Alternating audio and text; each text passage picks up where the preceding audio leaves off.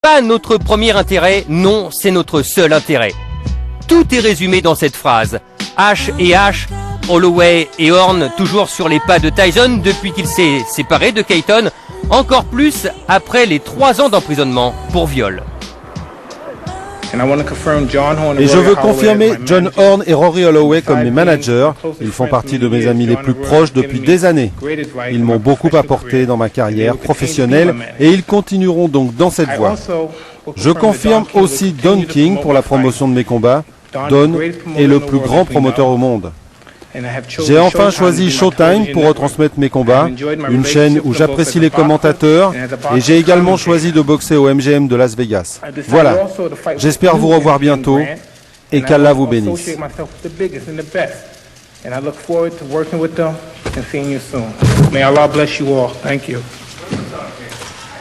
Voilà, Tyson is back. Et bien sûr, tout le monde veut en croquer. Horn et Holloway ont donc réussi à négocier un nouveau contrat lucratif avec Showtime et le MGM. Les millions de dollars tombent comme jamais, avec des bourses jamais atteintes dans toute l'histoire du boxing business. 25 millions contre McNeely, 5 contre Matisse, 30 contre Bruno, 15 contre Seldon, 30 et 30 contre Holyfield, 8 contre Botha, 10 contre Norris. Au total, 153 millions de dollars.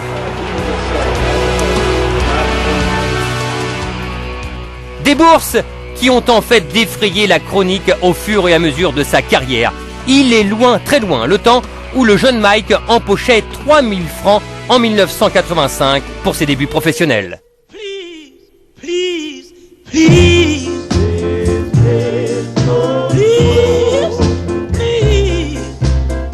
Et avec les succès et les KO, il signe dès son 18e combat un contrat de 5 millions de francs pour 4 combats sur la grande chaîne nationale ABC. Très vite, HBO ajoute 9 millions de francs pour 3 autres combats. Tyson est explosif et ses adversaires explosés. C'est donc en millions de dollars qu'il faudra compter après la prise du titre contre Berbick dès 86. L'entourage de Tyson aime également les bons coups de pub pour parfois redorer l'image d'un boxeur défaillante. Visite chez les défavorisés et contacts nombreux avec les enfants que Tyson a toujours adorés. Il reste la cible privilégiée de ses rares sorties publiques. Et on n'hésite pas même à mettre la main à la poche et signer des gros chèques pour diverses associations. Les années pay-per-view font tout exploser alors, avec au cœur du système Tyson, toujours Don King, qui sait se faire beau pour vendre son produit de luxe.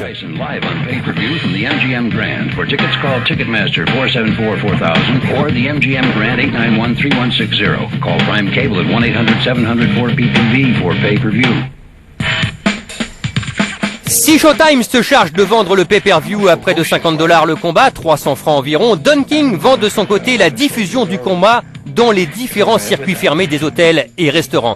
Avec Tyson, c'est souvent du gâteau. 1 600 000 foyers pour McNeely, 1 400 000 pour Bruno, 1 million pour Seldon, 1,8 million et 2 millions pour Holyfield. Tyson n'est plus un boxeur, mais un produit marketing. Ma femme a une nouvelle ligne de vêtements. Be real, sois toi-même. Et je vous l'avoue, je suis son sponsor.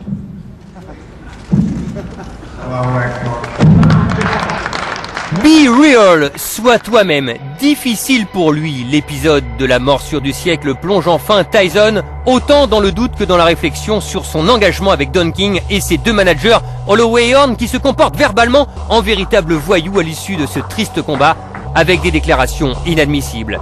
Tyson se comprend manipulé.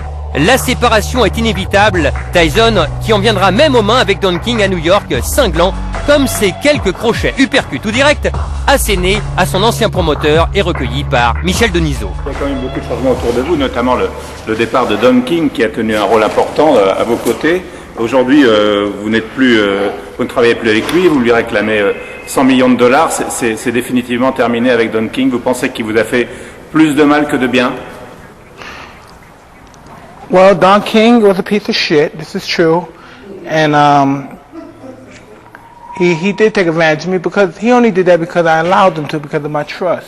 You know what I mean? I'm just the person that when I'm with you, I give you my all, and I was under the impression that they were people like me. They always, I fed into the bullshit that we're together and we're brothers and we're gonna fight together, and anybody would love to accept that. Everyone wants to be a part of a family, just have a goal and accomplish a goal together.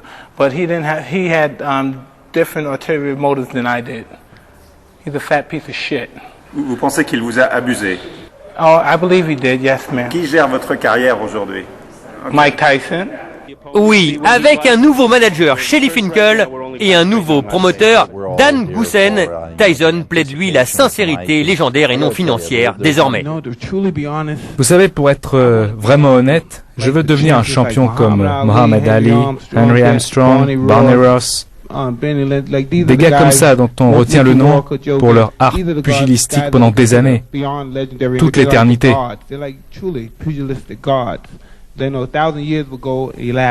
C'est ce que je veux devenir, et non un riche businessman, un cochon capitaliste, ou quelque chose comme ça. Je veux leur ressembler.